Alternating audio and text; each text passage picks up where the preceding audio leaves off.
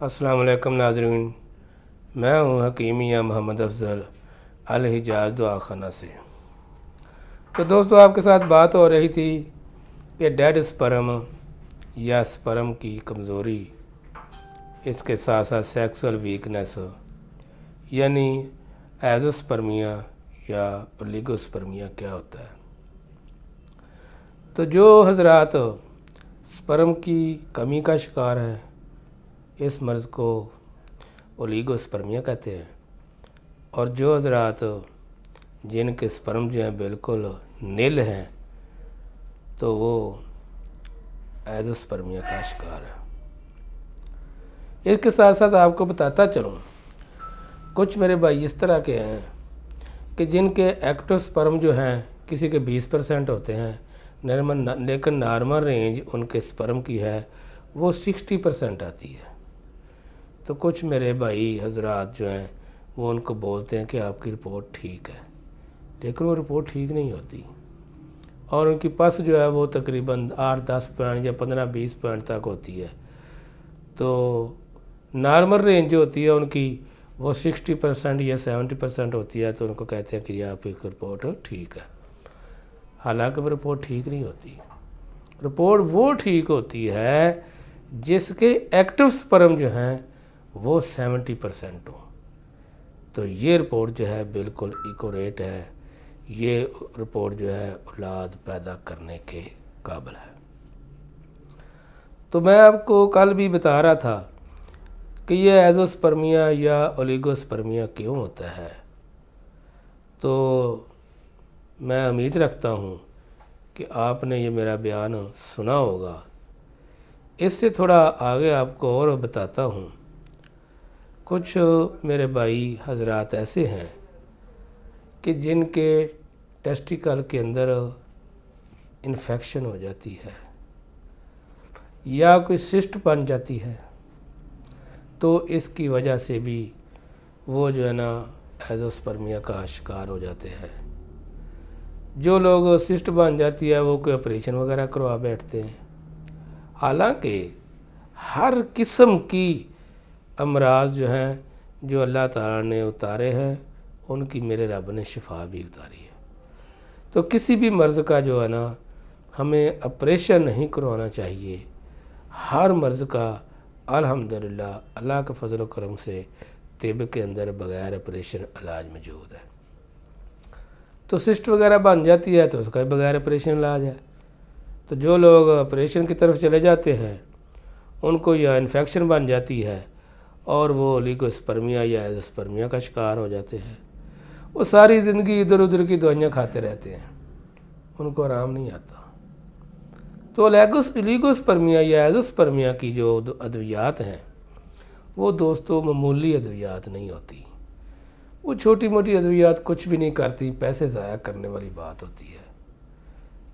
मुस्तनद मुआलज से आप अपना इलाज करवाएं और अच्छा किस्म का इलाज करवाएं और रजिस्टर्ड अदारा में आके अपना इलाज करवाएं। ऐसा ना करें कि हल्की फुल्की अद्वियात लेते रहें। सस्ती समझ के तो आप ले लेते हैं कि ये हमारा इलाज होगा, लेकिन वो इलाज नहीं होता।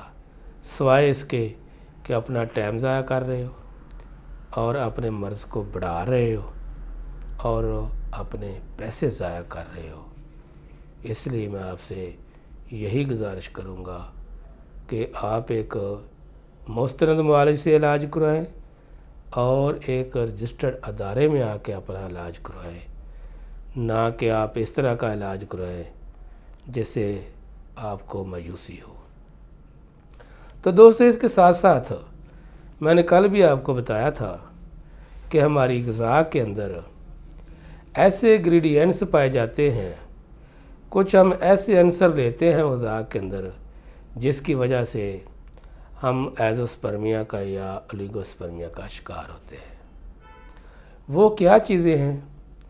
जब हम अपनी ग़िज़ा के अंदर बहुत ज़्यादा एसिडिटी मिली चीज़ें, इस तरह की फूड ले लेते हैं तो वो हमारी बॉडी के अंदर इन्फेक्शन बना देती है। क्योंकि अल्लाह ताला ने ایک انسانی باڈی کے اندر ایسا فنکشن بنایا ہوا ہے، ایسا سسٹم اللہ نے بنایا ہے کہ انسان کے سپرم پیدا ہوتے رہتے ہیں، لیکن جو مادہ پیدا ہو جاتا ہے ایسیڈیٹی لیے ہوئے تو اس کی وجہ سے وہ سپرم جو ہیں ساتھ ساتھ ڈسٹرا ہوتے رہتے ہیں۔ تو اپنی غذا کی طرف بھی توجہ کریں، اور ہمیشہ ایسے جو لوگ ہیں ان کو میں ہدایت کروں گا کچی سبزیاں استعمال کریں، پتوں والی سبزیاں استعمال کریں، اس کے ساتھ ساتھ دالوں کا استعمال کریں، زیادہ ایسی غذاؤں کی طرف نہ جائیں جو زیادہ چٹخارے دار ہوتی ہیں۔ جتنی آپ چٹخارے دار غذائیں لیں گے اتنی اپنی باڈی کے اندر، بلڈ کے اندر انفیکشن کا اضافہ کریں گے۔ تو ایسی چیزوں سے بھی انسان کو پرہیز کرنا چاہیے۔ اس کے ساتھ ساتھ میرے کچھ ایسے دوست ہیں جنہوں نے ٹیسٹیکل سے ہٹ کر اور باڈی کے اندر کوئی پرابلم پیدا ہو گیا ہے، جیسے رسولی یا ہرنی ٹائپ ہو گئی ہے، تو اس طرح کے بھی آپریشن کروا بیٹھے ہیں۔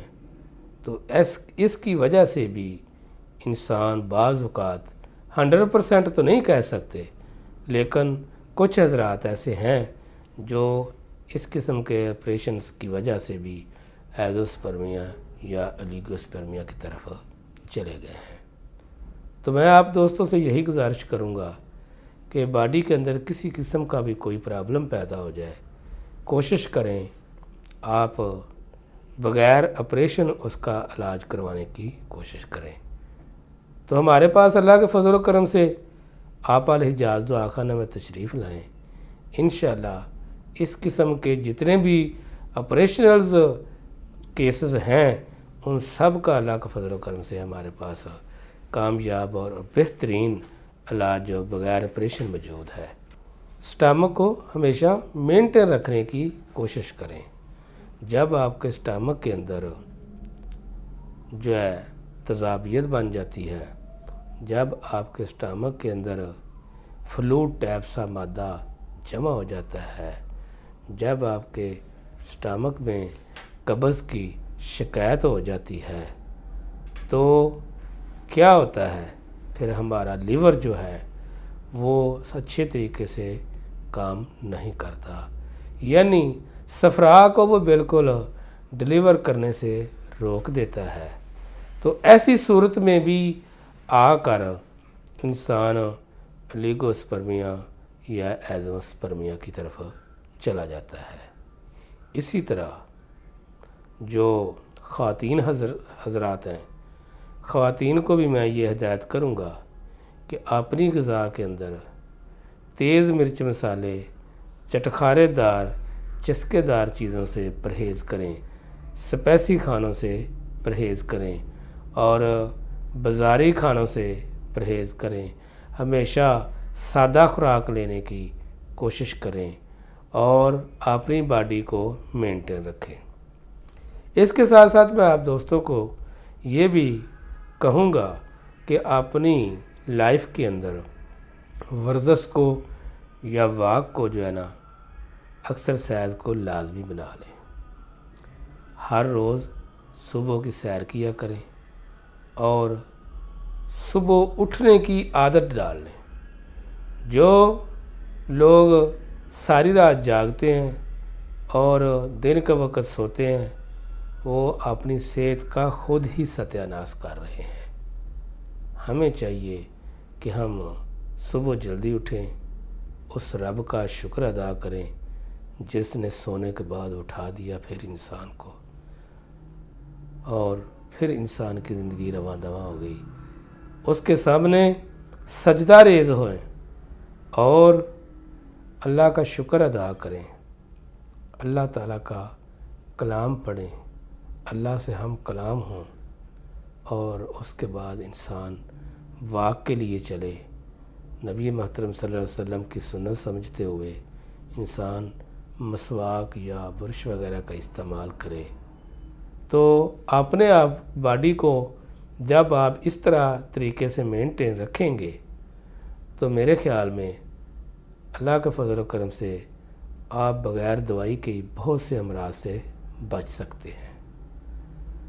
تو اپنی باڈی کے اندر اس طرح کی چیزیں لانے کی کوشش کریں آپ۔ اسی طرح خواتین جو ہیں ان سے یہ گزارش کروں گا کہ اپنے موٹاپے کی طرف توجہ کریں۔ ایسا نہ کریں کھا لیا کھانا سو گئے اور واک نام کی کوئی چیز باڈی کے لائف میں نہیں ہے، اور اپنی باڈی کو اپنے ویٹ کو کنٹرول کرنے کی کوشش کریں۔ جب تک خواتین اپنے آپ کو مینٹین نہیں رکھیں گی تو وہ بانجھ پن کا شکار سے نہیں بچ سکتی۔ اسی طریقے سے جب ہم اچھی خوراک نہیں لیں گے اور ناقص غذائیں کھائیں گے، بعض حضرات ایسے ہیں جو ہمیشہ اپنی لائف کے اندر ہوٹلنگ کا یوز کرتے ہیں، تو وہ غذائیں ہی اس طرح کی کھاتے ہیں جو بالکل ناقص ہوتی ہیں۔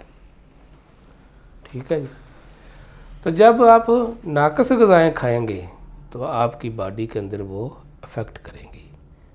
اس طرح کی غذائیں کھانے سے، اس طرح کے اسٹامک کے خراب ہونے سے آپ کے گردے بھی نکارہ ہو سکتے ہیں۔ آپ تھوڑی ذرا نظر دوڑائیں کہ آج سے 20-25 سال پہلے ہمارے معاشرے کے اندر کتنے ڈائلسس سینٹر تھے، اور آج موجودہ وقت میں اب کتنے ڈائلسس سینٹر ہیں۔ تو میں آپ کو یہ بتاتا چلوں کہ جب ہماری باڈی کے اندر فاسد قسم کا فلوڈ اکٹھا ہوگا تو ہمارا میٹابولزم سسٹم جو ہے وہ پھر ڈسٹرب ہو جائے گا۔ ہمارے گردے جو ہیں ان کو ڈیلیور نہیں کر پائیں گے۔ جب نہیں کر پائیں گے تو پھر کیا ہوتا ہے، پھر عام سی غذائیں بھی، عام سبزیاں، سادہ سمپل غذائیں اور سادہ دالیں بھی، وہ بھی پھر جزء بدن نہیں بنتی۔ ہمارا نظام ہضم جو ہے وہ خراب ہو جاتا ہے، اور اللہ نہ کرے بعض اوقات پھر ہم گردوں کے فیل ہونے کی طرف چلے جاتے ہیں۔ اس کے ساتھ ساتھ آپ لوگوں کو یہ بھی آگاہی دوں گا کہ ہمیشہ ہربل میڈیسن کا استعمال کریں۔ جب آپ اسٹیرائڈ دوائیاں اور وقتی دوائیاں استعمال کریں گے تو پھر بھی آپ جو ہے اولیگوسپرمیا اور ایزوسپرمیا کی طرف جا سکتے ہیں۔ اس کے علاوہ آپ کی باڈی کے اندر اور بھی امراض اسی طریقے سے پیدا ہو جاتے ہیں۔ میں تو آپ کو یہ نہ سمجھیں کہ یہ ایک تنقید ہے یا مخالفت ہے، نہیں، واشگاف الفاظ میں یہ بات آپ کو بتاتا ہوں۔ کو ایلوپیتھک دنیا جو ہے وہ آپ کو بتا رہے ہیں ہمارے ڈاکٹر حضرات کہ ہماری ہر دوائی کا سائیڈ ایفیکٹ موجود ہے، یہ کیمیکل سے بنتی ہے، یہ اسٹیرائڈ ہیں، تو اس کے باوجود بھی آپ لوگ خود اس کو استعمال کر رہے ہیں۔ تو میرے بھائیوں، اللہ تعالیٰ نے ہربل میڈیسن کی جو بنیاد ہے وہ قرآن حکیم کے اندر رکھی ہے۔ اللہ تعالیٰ نے جڑی بوٹیوں کا ذکر جو ہے وہ قرآن حکیم میں کیا ہے۔ اس حکمت کی بنیاد، اس ہربل میڈیسن کی بنیاد میرے رب نے قرآن حکیم کے اندر رکھی ہے۔ اور دیکھ لیں، یہ جو ایلوپیتھک دنیا ہے اس کی بنیاد جو ہے یہودیوں اور عیسائیوں نے رکھی ہے۔ اس کی بنیاد کسی مسلمان نے نہیں رکھی۔ مسلمانوں نے اپنے رب کے حکم کے مطابق ہربل میڈیسن سے ہر مرض کا علاج کیا ہے، قرون اولیٰ سے لے کر۔ تو آج دیکھ لیں، آج جو لوگ ہیں وہ لوگ سمجھتے ہیں کہ ہم جو ہے نا یہ ایلوپیتھک دوائی استعمال کر رہے ہیں تو اس میں فوری آرام آ جاتا ہے۔ نہیں، فوری آرام نہ لیں آپ۔ ہربل میڈیسن بھی ایسی ہے، اگر اچھے طریقے سے بہترین تشخیص اور تجویز سے علاج کیا جائے تو یہ بھی ایلوپیتھک سے زیادہ تیزی سے کام کرنے والی دوائی ہے، اور اس کا کوئی سائیڈ ایفیکٹ نہیں ہے۔ کوئی یہ ایک بہت بڑا پراپیگنڈا ہے ہربل میڈیسن کے خلاف کہ دیسی ادویات نہ کھائیں یہ گردے خراب کرتی ہیں، دیسی ادویات نہ کھائیں یہ گردے خراب کرتی ہیں، یہ ایک بہت بڑا پراپیگنڈا ہے۔ ایسا کوئی بھی اس میں سین نہیں ہے کہ ہربل میڈیسن سے آپ کے گردے خراب ہوں یا آپ کو کوئی سیڈ افیکٹ سامنے آئے، ایسا کوئی بھی مسئلہ نہیں ہے اس کے اندر۔ میرے بھائیوں، اس کی بنیاد آپ کو بتا چکا ہوں کہ میرے رب نے رکھی ہے، پیغمبروں نے اس دیسی جڑی بوٹیوں سے اپنا علاج کیے ہیں۔ اس کے علاوہ غوث، کتب، ابدال، ہماری تاریخ بڑی پڑی ہے کہ جنہوں نے دیسی ادویات استعمال کی ہیں، نہ کہ انگریزی ادویات۔ تو آپ خود توجہ کریں میری باتوں پر، سوچیں، غور کریں، فکر کریں۔